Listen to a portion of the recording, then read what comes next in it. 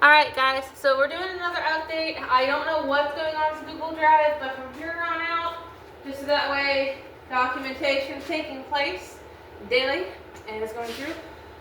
I'll be doing the Google, but I'm also going to start putting it on my YouTube as well, so that way it's universal, it's there, it's public, everyone can see it. So we're kind of, I'm trying to get out of the slump of getting him on a leash and working him on the leash. I actually want to start seeing him start being more confident and start being more independent, because what that's going to look like is it's going to look like e-collar training.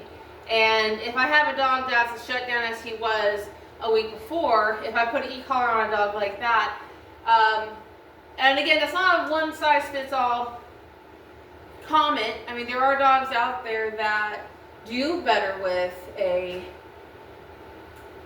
e-collar because they just perhaps have so many bad experiences with a prong collar or a leash or whatever, where an e-collar is kind of a new sensation and it's introducing new things and it's more fun. So it's just one of those things where you just kind of have to look at the individual. So for me, in my opinion, I did not think he was ready for anything more like this last week. So what I'm going to start with him, okay, here, is we're going to introduce, and I introduced the e-collar in a way where it's on a low stem. It's on the low possible stem that he can feel. We call that a working stem, and that's or working level. That's the lowest level, the highest lowest level he can feel. So that doesn't mean that we can't go higher or lower. That's just how we're introducing it to the dog, and he got that concept actually really quickly. So the next thing that I like teaching dogs is, especially dogs like him, is a place command. And so in his case, he is actually at his core, he's actually really lazy. He doesn't really like trying new things. He doesn't like new things. He likes being, now that he understands, okay, leash pressure isn't scary, he really likes being led to where he needs to go, which is great, except, when I'm trying to teach a dog to send away to place, because the idea of a place command isn't to walk the dog to it all the time, it's to actually stand as far as possible and send the dog to place. That should be a pretty reliable command at some point. And he's just like, nah. So this is going to replace your leash, essentially. So what I'm going to do is, so right now I think it's on like a 10. This is on like a 10. So I'm actually going to go on this side, and I'm going to point and say, okay, BooBoo, place. And I'm going to hit the button, and I'm going to kind of guide him up here. He's looking at me like, what? And he's jumping on here yesterday. So I'm hitting the button, and as soon as he gets on here, I stop. I'm not too worried about him jumping. I'd like to see him jump his whole body up here. That would be nice, but we'll work on that, right? Good boy. Okay. Good boy. So it was really funny. So I was really happy with our session last night because he was actually jumping and he was actually just having a great time yesterday. So maybe it's hot today, I don't know. Okay, BooBoo, place. There you go. That's a happy baby. Where's the chicken? What's one of those? What do you want? I'll offer you chicken. No chicken? You just want loves and hugs and kisses and stuff? Okay. I mean, that's his choice. Good boy. I'm going to switch sides. I say, okay, BooBoo. Now this is his harder side. Okay. Place. Good. I'm sorry. Today's opposite day, apparently. What a good guy. What a good guy. So basically, where I would have a leash and guide him into the chair, I'm replacing it with a stem. And it's on a momentary stem. It's not on a continuous stem. So the idea is it's basically like, it's not someone putting pressure into your arm. It's like tap, tap, tap, tap, tap, tap, tap, and then when he hits his destination, is off. So pressure release, there's the reward for him, and he honestly does really good with that. Nice work. I'm proud of you. Like, usually for whatever reason, this seems to be his worst side, so he, made a fool out of me. Yes, today opposite day? Is it opposite day, buddy? And of course, you know, that might look different, like if I have a different area, or like a cot or a blanket or something that I'm using for a place, I might have to reintroduce that place. But for him to just hop right on it, pretty freaking cool, dude. Okay. Come on, dog man. You can't catch me. Trying to make it fun. Okay, come on, come on. Come on, place. Good job. Alright, stay. So again, the concept is he has to be comfortable with me walking away.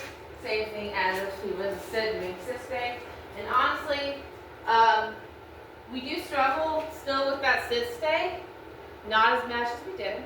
But, you know, I find dogs that struggle with that sit stay actually do better learning a place command because it just gives them something physical.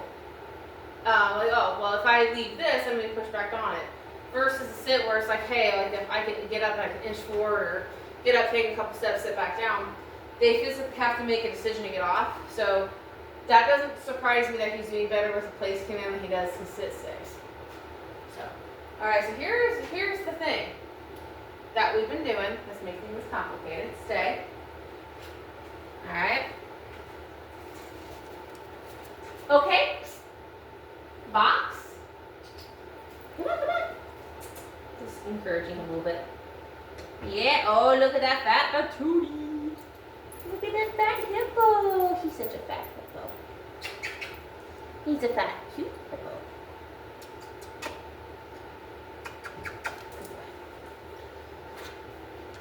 Okay, place. So I'm going to put a little bit more stem here. And so you can see, like, I'm pointing him and I'm pushing him. And, but I wasn't as close to the chair. I'm over here. So you notice how his momentum's kind of died down? Because he would rather, he wants me to guide him. He does not do good with being kind of, hey, like, you can be independent of me a little bit, and you can be confident, you can make that. You can get on the bus by yourself to me. And he's like, no, Mama, you gotta hold my hand. And that's just not how life works. Like, just, if I ask you, you just have to be confident in the fact that I'm telling you to do this thing.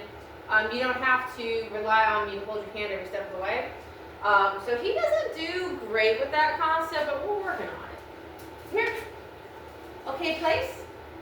Good boy.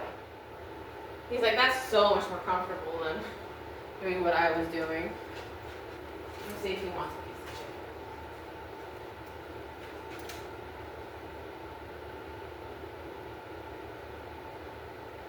Give you a piece of chicken. I would imagine you'd be hungry. It's lunchtime, honey. Alright, so the other thing too would be if I'm using a e-collar, and let's just say I ask him, I give him the cue to come down and go to a box and he just sits there, because that's a very realistic concern. Because like I said, he's not a super, drivey, he's not a mountain walk, he's not a working line German Shepherd, he's not even a crackhead shelter puppy. He's just like, hey, I'm going through the motions, at ease, which is fine. So when I'm asking a dog to come, that's a command. So if I tell him here, he has to get off his butt and come. So again, if I had a leash connected to him, I would take that leash and kind of pull him towards me, right?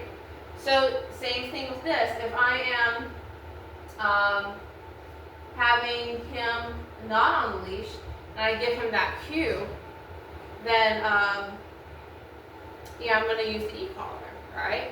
So you have to kind of look at it that way so it's not so confusing. Just think of, if you ever get confused about it, just think about how you would use a leash in correlation with pressure and leading the dog somewhere. And again, that's not gospel either. That's just how I do it, but that's not how everyone does it. Okay, come on, Box. See right here, he's like, thank you, Dad. Oh, look at the fat baby. Ooh. He's like, a box, what do I do? So I'm going to kind of help him out a little bit. Oh, wow. Wow. Good job, fat man. Good job, fatty. You sure you don't want chicken? No chicken. Okay, this won't grow. So you can see it's not depriving him of any food. I'm not depriving you of any food. You big fat chicken. No, I'm not. You big fat food. Okay. Place. So I'm going to hit the stem here. And again, he's making a decision. And I want him to kind of figure this out for himself. He has the option of popping his little butt up there. Because if he hops down, I'm going to correct him. All right, place. There you go. So he's like, he can half-ass it, and he can get a correction to go up there, or I can go ahead and, he can go up there the first time and get love and pets and all that fun stuff. And you can get love and pets and fun stuff. What do you want for love and pets and fun stuff? You are. You're at your core. He's trying so hard, guys. You just don't even know how good he's trying. Okay, Box. This is a hard one. Okay, Box. So this requires him to put his paws on something really uneven, which is not his strong suit, by the way. He does not like it. There you go. Come on. There you go. Oh, it's uneven. Oh gosh. There. He has to, it's like a teeter totter. He's got to think. And that's not your strong suit. And that's why I'm so proud of you, because you're so proud of you. Okay, place. Right here, I'm going to stem. There, and he made the right choice that time. And again, this isn't high, this is a 10. We're at a 10. I'm going to try, we're going to do one more thing. We're going to do one more. Okay, Box. See right here, he's like, why do I have to get up? So I'm going to kind of give him a little bit of a stem here. Just enough when he starts moving on the way off. Good boy. Okay. So again, this is a hard one, because he actually has to, he's got to put his paws. And I want his paws, I don't want his body on it. He's like, but why? Yeah, trying something that's difficult and liking it is not his strong suit at all. I'm trying to get him to kind of work with me a little bit here. Put both paws. He's got one paw on my foot, and I'm trying to get him out of that codependent thing. You gotta be independent. You gotta try. Get off of my butt. Good boy. Okay, place. Stem. And so right here we're having a little bit of a thought, because again, what I'm trying to do is I'm trying to back away and have him be more dependent, and he's like, no, I don't feel like it. And I know you can't see it, but I have that door wide open. And that is not something we could have done last week, because that boy was like, he was taking every opportunity to try to bolt out that door. So now it's wide open, which is one of the reasons why the AC is not on in here. It's about to be turned back on, because it's like maybe some degrees today. It is warm. Alright, so that is our update. We'll definitely have another one. We're definitely going to get back on track with those. Look at his cute patootie.